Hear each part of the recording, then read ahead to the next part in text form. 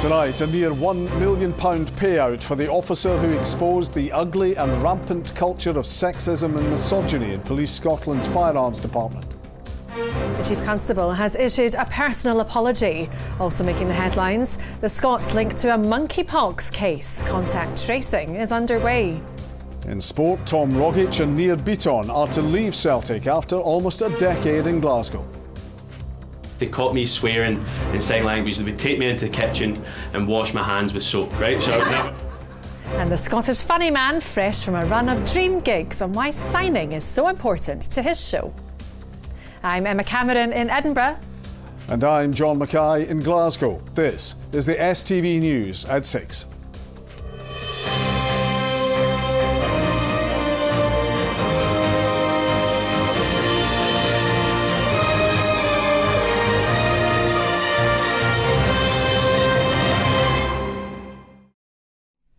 Good evening.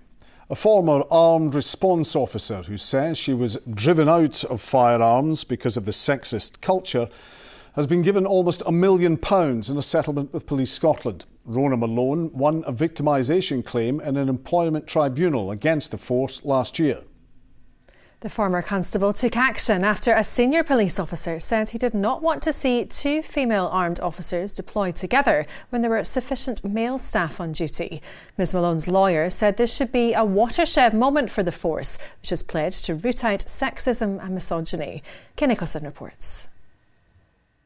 Rona Malone now works as an estate agent, but this wasn't her first choice of career. Working as a firearms officer in Edinburgh was her dream job, but a toxic boys' club culture left her feeling victimised. She's now been awarded a settlement of £950,000, 7 months after winning an employment tribunal. Ms Malone declined our interview request today, but previously spoke to us about the sexism she faced. It was just so oppressive. They were very much stuck in an era that was out of date, that was archaic and ego, male-driven. A joint statement from Police Scotland and Ms Malone said that the Chief Constable has provided a personal apology to her for the serious issues highlighted in the tribunal judgment, including a poor response when a dedicated and promising officer raised legitimate concerns. He says he's personally committed to leading change to improve the experiences of all women, including officers and staff. Certainly, I can't remember the Scottish tribunals awarding that level of compensation. They'll have looked at her lost earnings, they'll looked at her loss of pension as well, will have been a significant part of the award, and she'll also have received some compensation for the fact that she was discriminated against as well. The Police Service of Northern Ireland is carrying out an independent review of the tribunal decision and will make any recommendations to Police Scotland. Whatever the findings, Ms Malone and other campaigners are hoping that this will be a wider catalyst for change. Her lawyer said that she had performed a vital public service in exposing the rampant, ugly culture of sexism and misogyny, but that this must be a watershed moment for the force.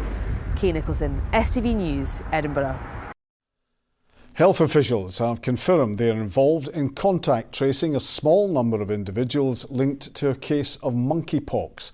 Public Health Scotland has said it's working with the UK Health Security Agency after a case was announced in England on Saturday. Well, our political correspondent Ewan Petrie is here. And Ewan, what more do you know about this?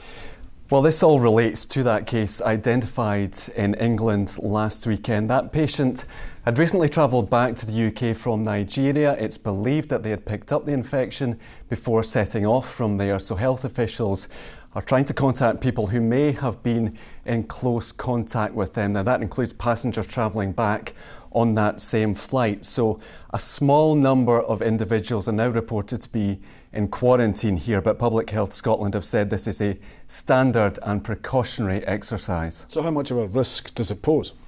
Very low. Monkeypox is a very rare viral infection, and it's important to stress that human-to-human transmission is also very rare, but it does happen through close contact. So that is why these measures are being put in place, but it normally occurs in remote parts of Central and West Africa. And what are the symptoms? A long list of symptoms, actually, including fever, headache, aching muscles, backache, swollen lymph nodes, chills and exhaustion, and a rash can develop, but it's usually a very mild illness and normally clears up on its own within 2 to 3 weeks, but clearly health officials will be keeping a very close eye on the situation in the coming days. Ewan, thank you. A close friend of Sheikh Bio, who was with him in the hours before he died, has told the public inquiry he was murdered by police officers. Zahid Saeed said he remained traumatised the events of 7 years ago. The hearing also took evidence from one of Mr Bio's neighbours who spoke about seeing him with a knife shortly before his death. Here's our senior reporter, Gordon Cree. The early hours of May the 3rd, 2015, and millions around the world were watching what had been billed the fight of the century between Manny Pacquiao and Floyd Mayweather. Among them, Sheikh Bio and his close friend Zahid Saeed.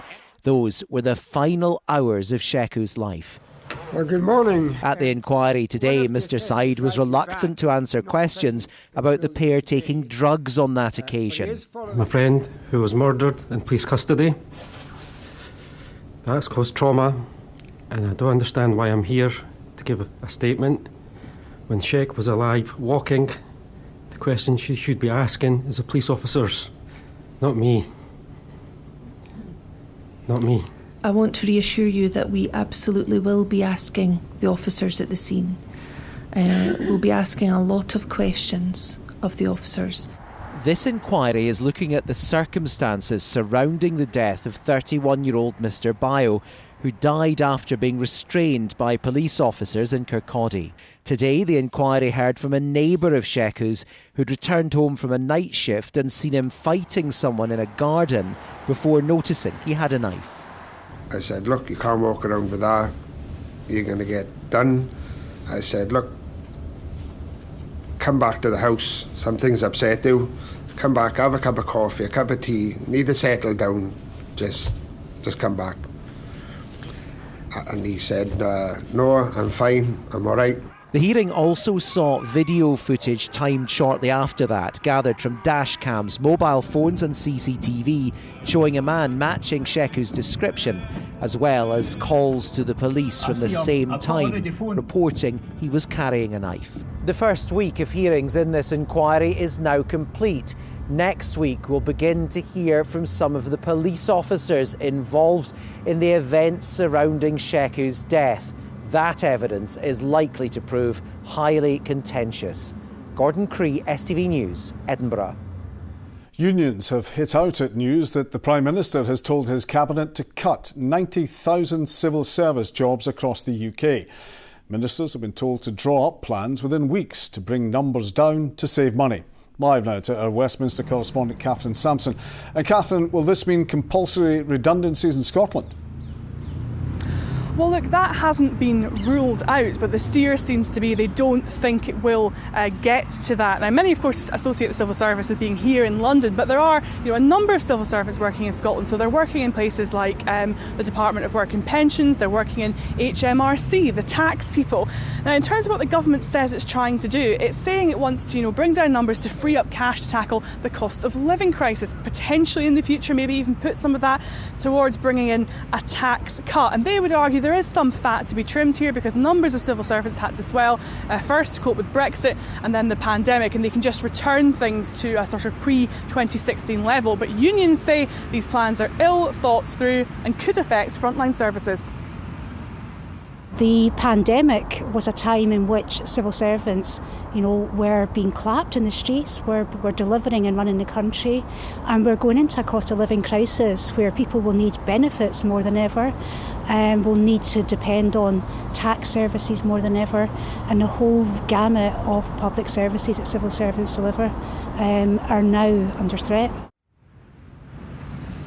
Well, there's no, specific department being targeted by this. There's no specific department, we're told, that will be ring-fenced or protected. It is, across the UK. It's a UK-wide plan. Ministers now, really do have just a matter of weeks to try and look at their departments, to try and decide what their priorities are and where perhaps the axe may fall. Those who are supporting this move, really do insist it is about trying to bring numbers down and cut costs rather than it being, as some of their opponents would argue, about making a bit of an ideological point about the civil service. Catherine at Westminster, thank you. 1 year ago, it was action that was hailed as a victory for people power. This evening, residents and activists joined together again in Glasgow's Pollock Shields to mark the moment they prevented the deportation of 2 men by immigration officials. The protest at Kenmure Street made headlines around the world. 12 months on, the Home Office is defending its new plan for immigration. Those who took a stand in Pollock Shields say they'll continue to oppose any policies they see as inhumane. Well, our chief reporter Sharon Frew is there for us now. Sharon. Cast your mind back to 1 year ago. Many households here in Pollock Shields had been celebrating Eid. This area was also at the centre of a spike in COVID cases, with mobile testing units being brought in. But all that didn't deter large numbers turning out for this massive protest. This evening at 5:42, traffic on this street was once again brought to a standstill, this time by a considerably smaller group who wanted to mark that moment that they knew their protest had been a success, when the 2 men had been freed by immigration officials. Those who were first to arrive here on that day have been sharing their recollections. On the 13th of May last year, events in this street became global news. Immigration officials had arrived to detain 2 Indian men living in Pollock Shields. A neighbour lay underneath the van to prevent it leaving. Supporters then arrived in their hundreds. I remember so clearly coming back from school and my mum was like, "Listen, do you want to avoid our street?" And I was like, that's a bit weird. All of a sudden, the whole of our neighbourhood was just down at that bus stop. The people you were standing shoulder to shoulder with, you've never seen them before. People got to realise, oh, these are our neighbours. After 8 hours, the men were released. The next day, Lakhvar Singh spoke to STV News. I'm very scared, and I do have fear inside me, because until my case hasn't been cleared, I'm living with fear every single day. 12 months on, the men are still waiting for an outcome to their deportation case. The ramifications of what transpired on Kenmure Street are still being felt. Edinburgh's Nicholson Square last week, when reports of Home Office officials entering nearby restaurants began circulating on social media, campaigners encouraged people to come out and join them to protest. We all took such heart from that action, and the fact that the slogans there were, "We are all Kenmure Street," it filled us with pride. People do feel now that they can stand up to a powerful force, especially through social media. There was lots of why. It was perfectly legal what the Home Office were doing, but just because something is legal or lawful doesn't make it moral. And what was happening that day felt very unjust to a lot of us. The Home Office say the UK's asylum system is broken and that it makes no apology for tackling illegal immigration and the harm it causes. A spokesperson added the new plan for immigration offers support to those most in need while removing those who have no right to be in the UK. Charities working with those seeking asylum say raids in both cities have heightened anxiety and fear.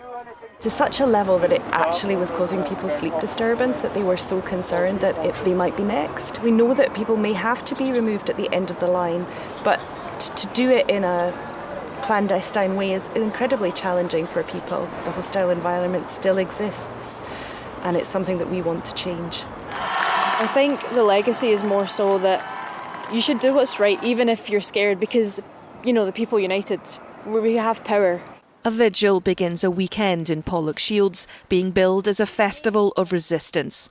Another act of solidarity that community leaders say is needed now more than ever. Sharon Frew, STV News. From breathtaking mountains and glens to beautiful lochs, Scotland's national parks have it all. And now, for the first time in 20 years, there will be another environmental gem joining Loch Lomond and the Trossachs and the Cairngorms National Parks.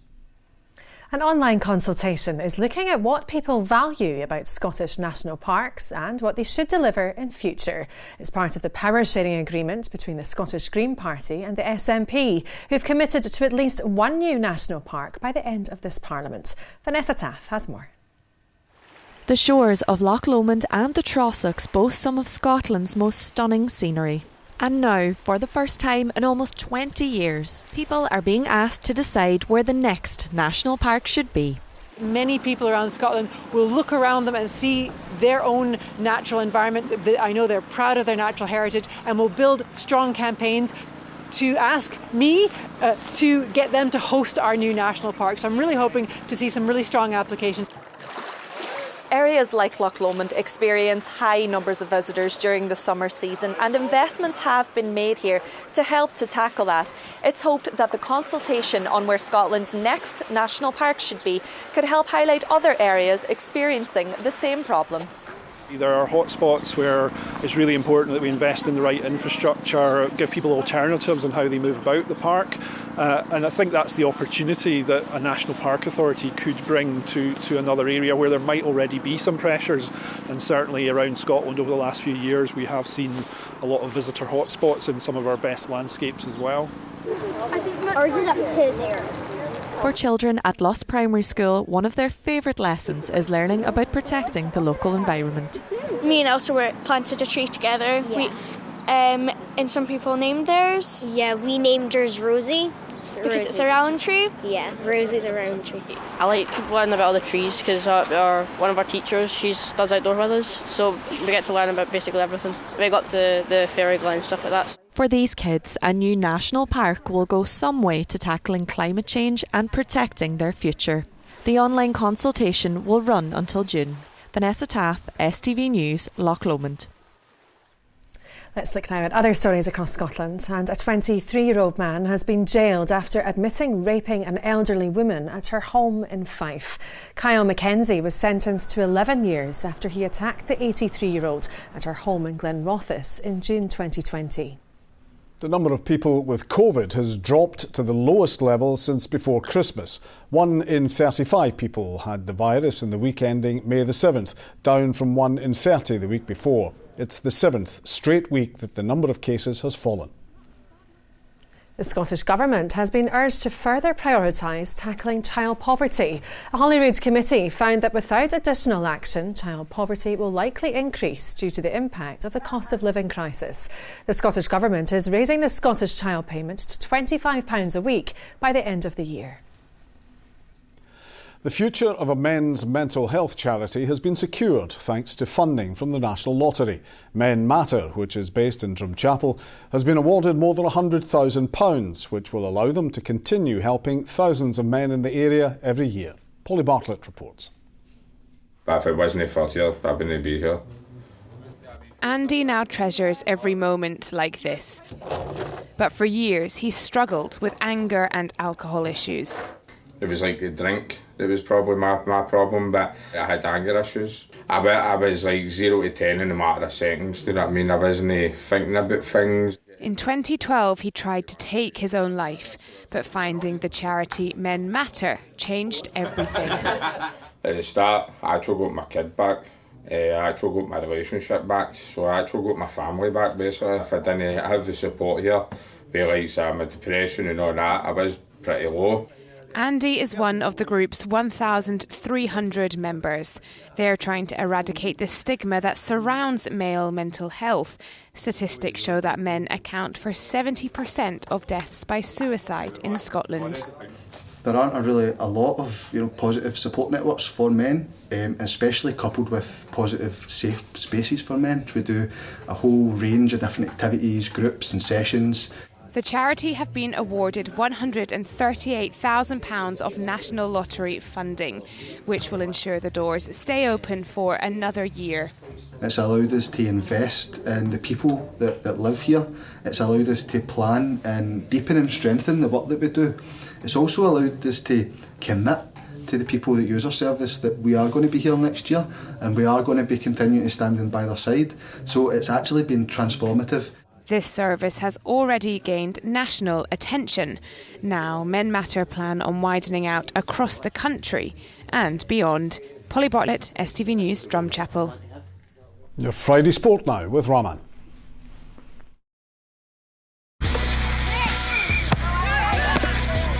Get your fill of the action. STV Sport, sponsored by Papa John's Pizza.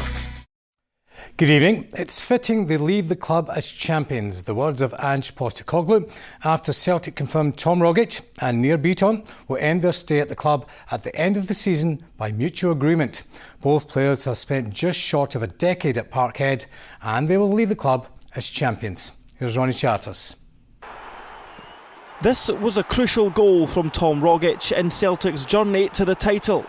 But could it be his last in the green and white hoops? Celtic confirmed the Australian and fellow midfielder Nir Bitton will both leave the club at the end of the season. The pair have won a combined 34 major honours at Parkhead in the 9 years they've spent at the club. And despite both having 1 year left on their contracts, Ange Postecoglou says the timing was right. I've had discussions with the boys and both of them felt like it was the right time.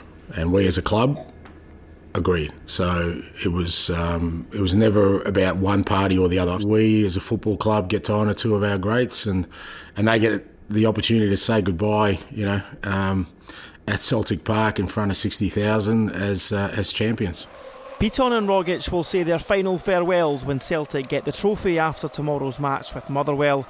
And as the curtain falls on the Parkhead club season, Postecoglou admits he already has eyes on next season's Champions League group stages. We can work with a lot more certainty in this off-season to give the players a break, have a really good pre-season, and also identify the players we want, knowing we're going to be playing in Champions League. And beside all that, mate, it's going to be exciting. Celtic Park, Champions League, bloody brilliant. Despite missing a large part of the season, Giorgos Giacomakis is set to end this campaign as Celtic's top goal scorer in the Premiership. One of the main targets every season is to win the league. It's something that you are forced to do. This club have already won so many titles. When you sign for this club, you expect that you will be a champion. You want to be a champion. Meanwhile, Motherwell boss Graham Alexander admits qualifying for Europe was all the sweeter after what he felt was unjustified criticism in recent weeks.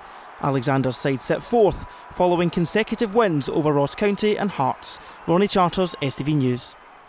Now, Rangers fans will be able to watch the Europa League final on a big screen in Seville, but the club have confirmed there will be no mass screening at Ibrox. Tens of thousands of supporters are expected to travel for next week's game, and Ryan Kent has revealed he has been caught in the ticket scramble. It hosted Celtic's UEFA Cup final in 2003, and this is where ticketless Rangers fans in Seville will be able to watch next week's final against Eintracht Frankfurt. Across the city, the lucky ones with tickets will be watching here. I got family I didn't even know I had asking for tickets. So it's great for everybody's family to be involved in something like this. Kent has been one of Rangers' top performers in Europe. He accepts there's a different expectancy for the final. I don't think anybody going into this season would expect Rangers to be reaching the final of this competition.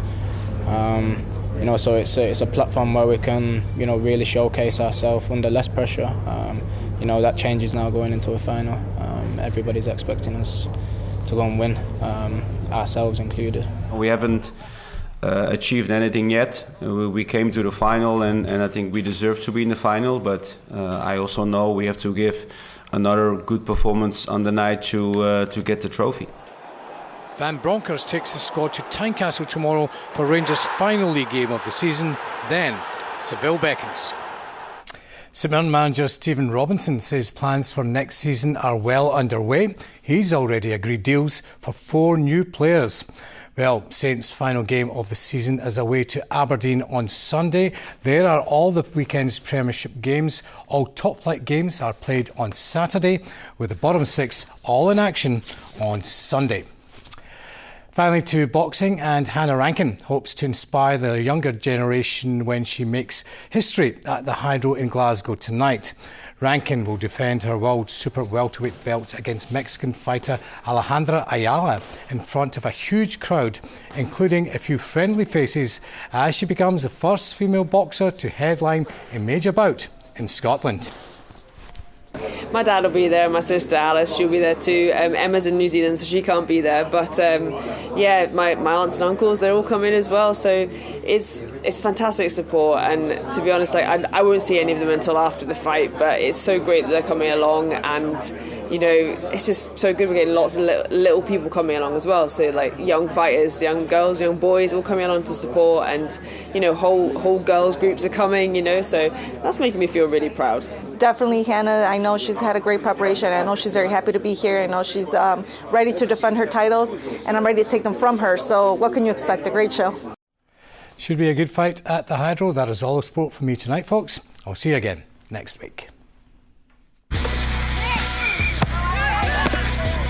Get your fill of the action. STV Sport, sponsored by Papa John's Pizza. Your weekend weather with Sean. The outlook for the day is calm and settled.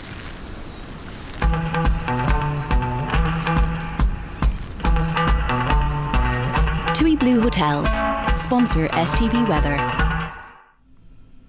Well, the oven of Europe is certainly switched on now across Portugal and Spain. Those temperatures really building in the next couple of days and into next week. Some spots could be heading for the mid-30s, and we've got storm systems in the Atlantic being pegged at bay for the time being. But what they're doing is helping to scoop that warmer air up from Iberia and push it our way. Now, of course, we're right on the edge of it.